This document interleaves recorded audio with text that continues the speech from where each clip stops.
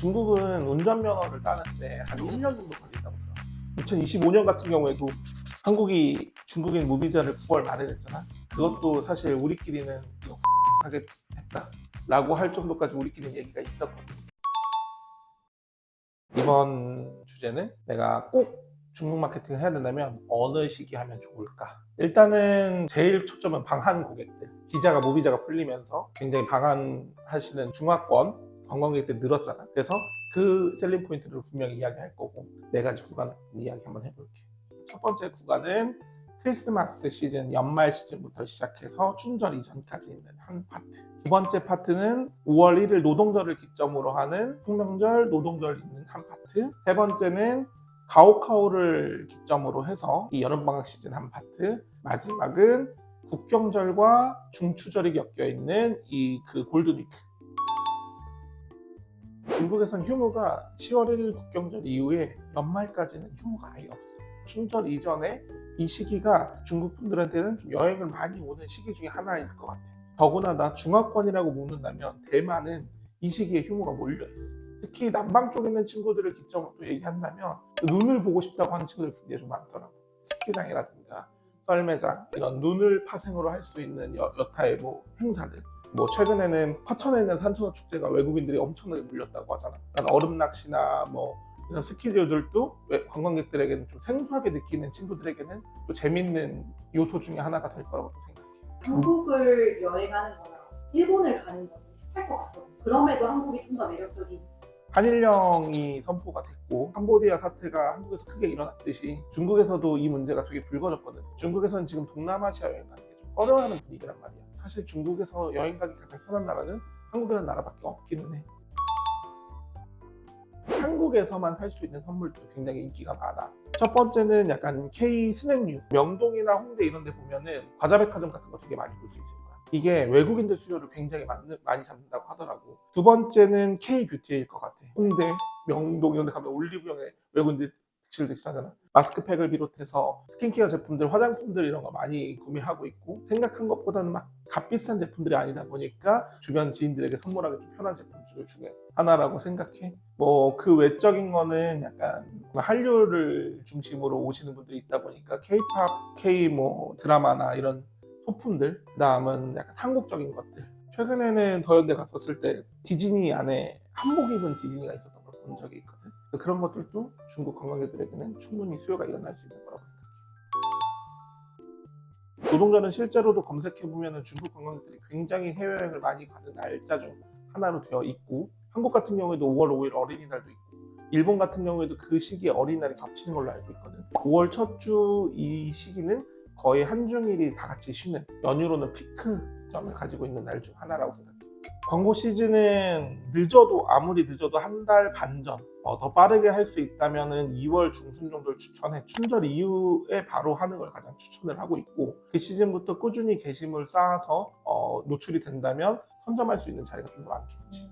근데 이 시즌에는 광고비를 쓰지 않으면 사실 상단 노출이 굉장히 어렵기 때문에 일반 체험단을 쓰더라도 광고비를 지어주고라도 광고를 쓰게끔 해서 노출도를 높이게 하는 게 더 중요하다고 생각해. 그래서 많은 게시물 배포와 광고가 동시에 일어났을 때 이 시즌만큼은 그렇게 광고를 하면 무조건 효과를 볼 수 있다.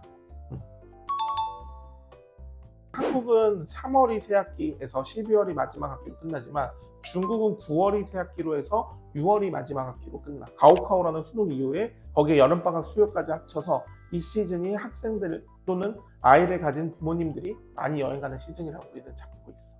가오카오 같은 경우에는 중국 내에서 어느 정도 유명하냐면 가오카오 끝나고 어디 가면 좋지라는 키워드가 인기 키워드로 등록이 될 정도로 굉장히 많은 관심을 갖고 있고 중국은 운전면허를 따는데 한 1년 정도 걸린다고 들었어. 한국에서 받은 면허를 특정한 시험 하나만 보면 중국에서 면허로 인정해줘. 그래서 이 시즌에 중국인 관광객들이 와서 한국에서 면허를 따고 가는 경우도 있다고 들어. 물론 또 당연히 알겠지만 한국에서도 수능 이후에 성형이나 피부에 또 관심 많이 있잖아. 중국에서도 마찬가지로 피부나 또는 성형 같은 것들을 또 하는 수요들도 좀 굉장히 많이 있지. 이것도 충분히 난 괜찮다고 생각해. 중국 수험표를 가져오면 뭐 할인을 해준다거나 이벤트적으로 잘 묶어본다면 좀 큰 이벤트 한번 해볼 수 있지 않을까. 사실 제주도는 많이 갈 것 같은데 여름이니까 부산을 엄청 찾을 것 같아요. 실제로 부산 지역이 여름에 인기가 많아요. 부산 지역은 여름 시즌에 굉장히 좀 성수기라고 생각하고 김해공항에서 중국에서 직항이 있는 것들은 꽤 있는 것들로 알고 있어요. 수험생 타겟으로 한다면 더 괜찮지 않을까. 특히 가족 단위의 관광객이라면 또 부산이 보고 먹을 것도 많기 때문에 괜찮게 갈 수 있지 않을까.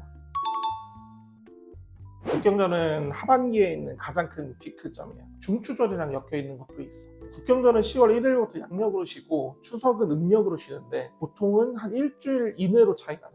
올해 같은 경우에는 9월 25일 기점으로 중추절이다 보니까 이 시즌으로부터 시작해서 다음 주 월화수만 휴가를 내면 여행 가기는 너무 좋은 시즌이 되는 거지.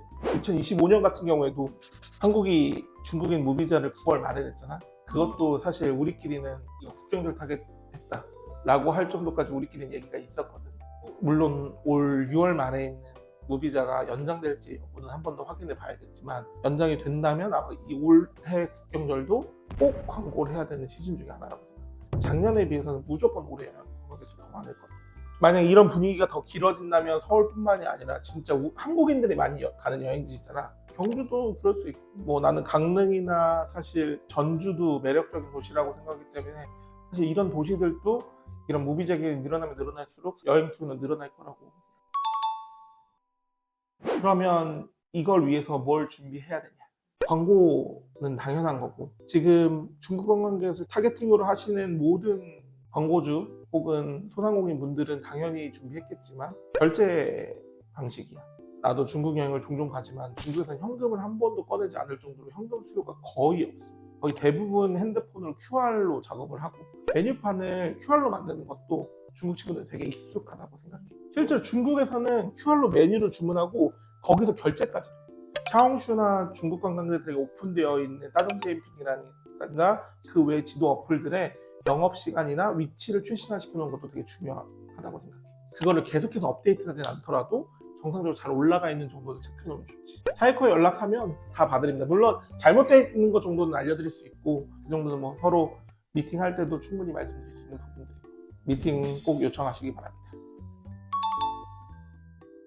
중국에다가 내가 꼭 써야 되는 시기를 정해서 포인트를 맞춘다면 아마 적은 비용으로 최대 효과를 낼 수 있지 않을까.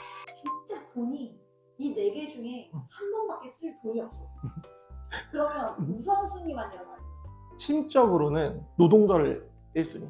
노동절에 써보고 효과가 있으면 국경절 한 번 더 써라. 한 번밖에 못 쓴다 그러면 국경절은 맞아. 근데 심적으로는 노동절에 한 번 써보셔라. 국경절은 그보다 크니까 더 큰 효과가 날 거야.